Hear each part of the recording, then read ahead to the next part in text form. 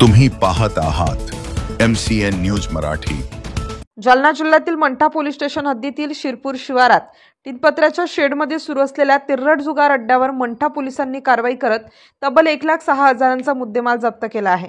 या कारवाईत 10 जणांना अटक करण्यात आली असून महाराष्ट्र जुगार प्रतिबंध अधिनियमांतर्गत गुन्हा दाखल करण्यात आलाय। 30 जुलै रोजी दुपारी 3 वाजता पोलिसांकडून ही कारवाई करण्यात आली। पोलिसांनी रोख 1,06,300 आणि 52 पत्त्यांच्या कॅट जप्त केल्या आहेत। या प्रकरणी उद्धव थोरवे, लक्ष्मण शिंदे, रवींद्र मोहिते, गजानन उंबरकर, बाळू ठाकरे, परमेश्वर पुरी, गजानन फुपाटे, अशोक काठोळे, दीपक पुरी व सुभाष कोल्हे या सर्वांविरुद्ध कारवाई करण्यात आली आहे।